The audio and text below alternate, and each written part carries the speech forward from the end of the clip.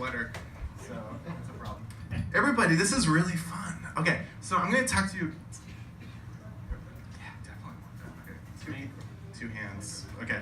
Hey, everybody, this is really fun. Thank you guys for all being here. Hoot, holler, be loud. I'm going to talk to you guys about the autonomic nervous system, in particular something called the polyvagal theory, which basically disrupts the notion of everything you might have learned about the autonomic nervous system in school, because you guys learned so much about it in school. And in doing so, explains a lot of abstract concepts that people thought were perhaps inexplainable, things such as trauma. So first of all, what is the autonomic nervous system? It is, well, the automatic nervous system. These are the things you don't consciously think about or control. Your heart, your breathing, your spleen, your digestion. You don't think to yourself, I need my heart to beat. It just sort of beats. If you had to think about it every time, you would never be able to sleep without dying. So it's a really important thing. It's good we have this. It's good we have this. The traditional way the ANS, autonomic nervous system, is divided, there are these two kind of mini systems that are forever in conflict with each other. The parasympathetic nervous system and the sympathetic nervous system. The parasympathetic nervous system is everything that's resting, relaxing, digesting. The sympathetic, that's your fight or flight system. So basically, at one moment or another, you're either this guy or you're this guy, depending on which part of your autonomic nervous system is in control. You're either chilling out as Bruce Banner or you're blowing stuff up as the Hulk. But the thing is, this model, which has been taught to people since time immemorial, is almost certainly wrong. It is not how our autonomic nervous system operates. In fact, first let's go back in time though to understand this. To understand this, we need to understand, why do we have an autonomic nervous system? What's the purpose of it? Well, its chief role is, of course, to keep us alive. Because if you're in prehistoric times or even pre-human times, and you come across a saber-toothed tiger or some tribe in the wilderness, in the savannah, you don't have time to think to yourself consciously, is this thing going to hurt me? Is this thing going to kill me? Oh my goodness, I might as well fight him. You need to react instantly. You don't have time to think about it. And so your body has to weigh these resources and decide, does it want to be in a fight mode or in a relaxed mode? It can't really do both at the same time because there's only so much resource to go around. So your body has to basically develop a system for deciding which mode it wants to be in. Does it want to be in the fight or flight mode or the rest and relax mode? And that system is something we're going to call neuroception, which is sort of a new term emerging. It basically is the way your body scans the environment around you, the sights, the sounds, the colors, the vibes, everything, and then decides whether something is safe or dangerous. And if it's safe, it responds one way, and if it's dangerous, it responds another way. And the key thing about this process of neuroception is that it's instant and it's totally automatic. You don't think about it, it just sort of happens. Again, if you thought about it, you would already be dead. And what's really, really cool about this is not something we think about. This is something that happens on its own, but its power is absolutely immense. In fact, what it basically allows you to do is transform your body in pretty remarkable ways I think even some neuroscientists aren't truly aware of, and control them as well as other people's. And really, maybe you don't become green like the Hulk, but everything about your inside and the way your body operates does transform. So first, let's look at the ways in which the nervous system actually works. It's not two states. It's not parasympathetic and sympathetic, rest versus fight or flight. It's actually three states. And this is a really novel concept that a lot of people who are neuroscientists here are probably like, what? Doesn't make sense. I like to think of it as like a traffic light. It's kind of an easy metaphor we're going to carry through here. Now what's key is that this mode, whichever one of these states you're in, this is your state, and it changes everything about everything. The way you see the world, the way you experience the world, the way virtually every organ in your body operates. This state is the filter through which you experience the entire world. Your body transforms pretty much as Bruce Banner's would into the Hulk. So let's look at the first state. This is the state that happens when your body feels safe. This is the green state, we'll just say, if we're carrying the traffic light metaphor. This is the social engagement system, what we traditionally call the parasympathetic nervous system.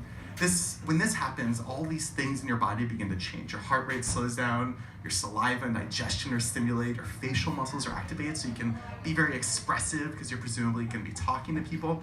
You have increased vocal prosody and eye contact for the same reason, because you're going to presumably be talking to people and you need to be expressive. And these muscles in your middle ears activate to allow you to better pick up the middle frequency ranges that the human voice tends to live in, so you can hear humans speak. So if you look at an audiology curve of somebody in this state, there's a nice little bell curve where they pick up these middle frequencies. It's the same reason if you're in like a loud bar or nightclub, you can hear somebody talk even though there's 120 decibels of EDM. You shouldn't actually be able to do that, but because of these middle ear muscles, you can. So the next state, let's just say your body is not safe. Let's say your body is in a dangerous position. Well, the yellow system is activated. This is what we typically call the fight or flight system or the sympathetic nervous system. If this happens, your heart rate speeds up, your pain tolerance goes up, your facial affect goes flat, your vocal prosody goes flat as well, and these middle ear muscles disengage because you're no longer needing to hear people. Diplomacy's over. You're not hearing people talk. You're ready to kick some ass, and you're also ready to scan the environment for any threat that might be around. So you hear these frequencies we might call predator noises, things really low or really high, like a panther in a brush or a screaming baby. So you're on alert, like your radar is on. And this is typically where the model of the autonomic nervous system ends. But there's a third system as well that many people are not familiar with. And this is what happens not when you're in a state of danger, but when you're in a state of such extreme danger that your body thinks it's going to die. And this is what we're going to call the red zone, or the freeze system. Because what happens to people when they're experiencing extreme duress, extreme trauma, extreme assault, extreme war, is not that they're activated, but often that they shut down, they freeze. And the traditional model of the autonomic nervous system doesn't even recognize this as a thing, but I'm sure there's a lot of people in this room who, if they haven't experienced it themselves, they have friends or family members who have. Your body just kind of goes black, goes dark. And this is actually a response, I'm gonna talk about a little bit more to where it comes from, but it actually comes from reptilian era neural pathways where the main mode of defense was to feign death and to freeze. So this is what your body is basically doing. But first, let's talk a little bit more about neuroception. Neuroception is really important. It's the difference between being charming and creepy. When you meet some people, you just kind of love them. They have charisma, they're smiling, they have vocal prosody, they're great orators. You love them. I met this dude in 2004 when he was a state senator and I wanted to have his babies. I started shaking at my knees, and it's because he just kind of exuded this charisma, this indefinable trait. That's what neuroception is. There's some things you just want to be around and some things you just don't want to be around. That's your nervous system telling you, yes, good, or no, danger. But getting this wrong is really dangerous. If your body miscalculates, it's less dangerous to sense danger when there is none. You just might miss out on something cool. But if you don't sense danger when something really is dangerous, you could be dead. You could be dead. So it's really important that our body gets this as close to right as possible. The other thing that's key is that these three systems, they don't happen like all at once. There's an order in which they occur. Your body goes, yes, no, like it goes, is this, then that, and it's in reverse evolutionary order. So the more danger you sense, the more ancient your response. So what I mean is this green system, this social nervous system, this is only present in relatively modern mammals. Like dogs, humans, we all got this. We engage, we sing, we all stuff. But then if you go back in time from an evolutionary perspective, lots of other animals have this fight or flight system. They activate, they deal with threats by killing them. And if you go further back in time, that's how reptiles respond to threats. They feign death, they freeze. And what we're seeing in humans is basically all of these responses that go back in time to a reptilian era of evolution. And what's key also is that healthy individuals can bounce between these green and yellow systems with ease. The yellow system isn't a bad system. Like the sympathetic nervous system isn't bad. Athletes need to be activated in order to run a track meet. You know, it's a really important thing that you can psych yourself up and do things with energy and vigor. But what sucks is that when you can't, when you feel danger and then you don't feel safe again. So the ability to bounce between feelings of activation and safety, that's a really important thing. And I think it's increasingly evident that this idea of like play, even as a kid, is a really important exercise for kind of exercising that bounce back to move between the states of activation and the states of safety and not get stuck in a state of danger when you feel danger. But understanding the red zone is really what I want to talk to you guys about, because this allows us to understand so many things about the nervous system that people don't really understand, in particular trauma. Because a common response to traumatic events is not to run, but it is to freeze. And this comes from our reptile ancestors. So what's really important about this is that it's completely involuntary. Nobody who goes through this decides, I want to shut down, I want to freeze, I want to black out even. And this is a really important thing because this changes everything about how you see the world and experience the world. And you don't have any control over it, at least not too much control over it.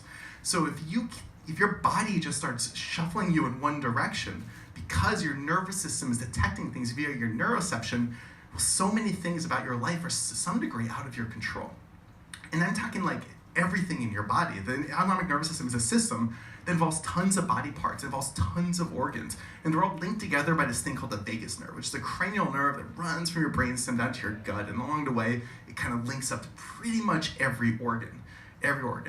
And what it basically does is when you sense safety or danger via any sort of sensory input, the vagus takes that information, relays it back to the brain, then back again, so all your organs, your entire body can act in synchrony. So you rarely have a case where one organ thinks you're safe and another thinks you're dangerous, right? They all kind of have to act together, and the vagus is the highway, basically, that connects them all together. It's also a neural brake. When it's activated, it slows you down. It slows you down. It causes your heart rate to slow down. It causes your body to slow down. And this is really important because it allows you to be near others without killing them, which is obviously necessary for social interaction and for the entire green system. It's what allows you to be calm and measured, be like this guy. And what's really interesting about this is you think like, okay, a lot of us deal with anxiety or stress a lot. We wish we could have more vagal control, an ability to kind of control this green system, this social nervous system, and push away the feelings of danger and anxiety that I think permeate a lot of our lives. And what's really kind of cool, and I think a lot of people, if you think about this really makes sense, is that there's one autonomic process you can consciously control, and that's breathing.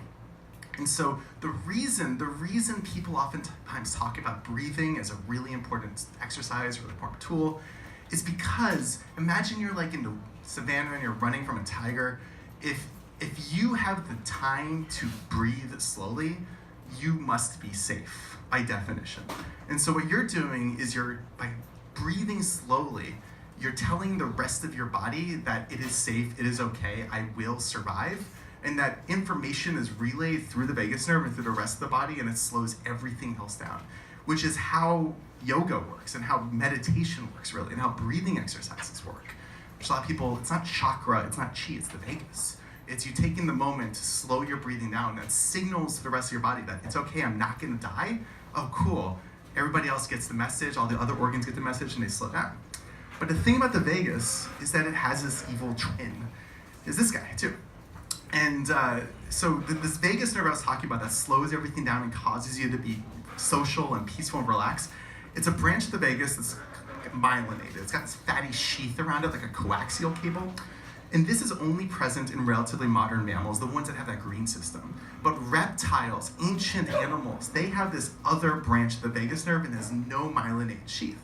And that branch of the vagus nerve is much rougher around the edges. Isn't that the precision of the myelinated one? And it also serves as a neural brake. It also causes you to slow down.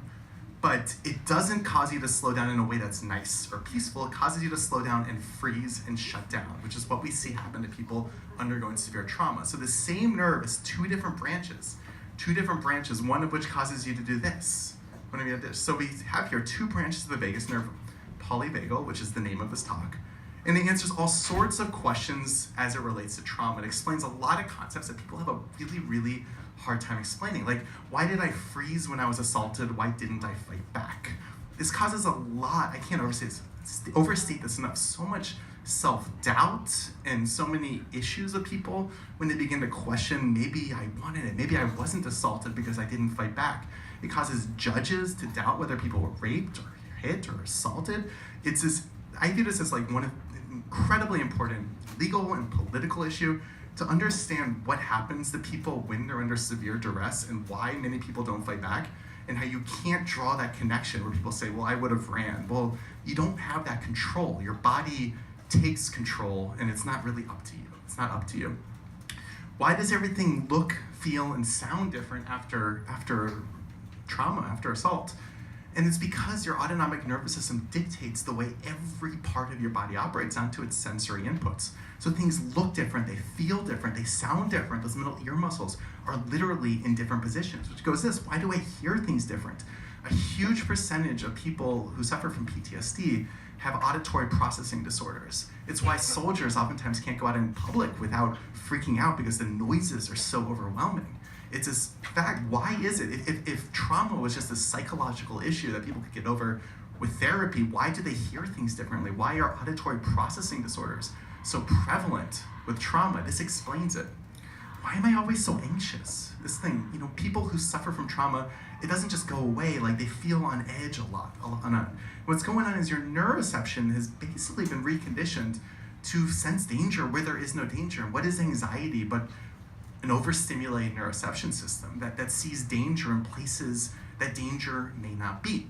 And this is interesting because we have these neural pathways that were designed to prevent death in prehistoric times, and they're being co-opted by things like deadlines and traffic and online bullying and all these other things that make people really, really anxious. And your body is filtering them through the same neural pathways and coming out basically reading them as existential, and it's really messed up. Why does trauma last so long? Why is it difficult to treat? Because it changes everything about your body. It's physiological, it's not psychological. People, right now, the prevailing view of trauma is therapy and drugs, really. That it's like a psychological issue. It's something you can get over by talking about it or just kind of get over it. But it fails to understand that it changes the way your body operates. It changes the way you sense the world. It changes things in a deep, visceral level that people just don't accept. And this isn't just trauma. This is shared with a huge number of psychiatric issues. Autism, depression, borderline, schizophrenia. They all have a litany of symptoms in common that are all related to a reconfiguring of the autonomic nervous system into a state of danger over safety, difficulty feeling safe, auditory issues, facial affect, vocal prosody. It's amazing how many symptoms these all have in common. And this is really important because feeling safe is crucial to living a good life. It's important for general health. Your body's immune system only really works when you feel safe. Your ability to make friends, your ability to socialize, your ability to do anything, learn, critical thinking, require feelings of safety. People sometimes view sense of safety as optional. It's really not. It's really not. Which brings us to the next thing. Why do I have a hard time socializing after trauma? It's because feeling safe is absolutely a necessary requisite for strong social relationships. Without safety, you can't get close to people, you can't have contact, and you can't form bonds. It's this kind of multi-stage process that's necessary, and it's a biological imperative. We evolved as a social species, as one that requires connection and co-regulation and face-to-face contact with other animals for health and safety. So never feeling safe sucks, especially if you have a developing nervous system, because you didn't never really learn how to be safe. It changes things forever. And relationships without feelings of safety are not healthy.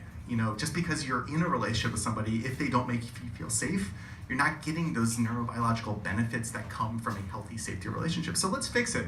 What can we do with all these lessons in order to change the way we approach trauma and treat trauma?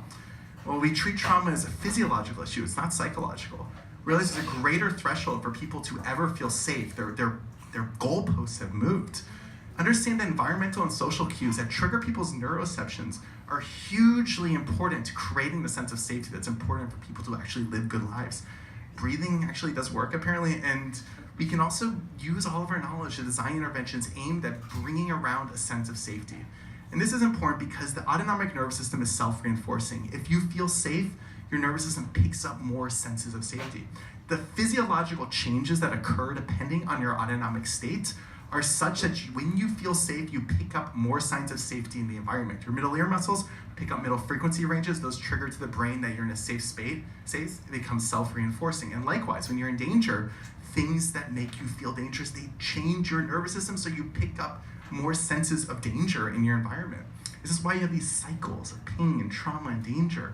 People who experience trauma basically often have dormant green safety systems, and they only really sense danger in the world. So your body's looking for more danger because that's all it's seen.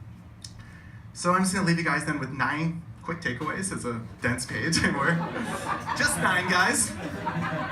So first, your autonomic state is the filter through which you experience the world. It changes everything, what you see, smell, taste, everything about it.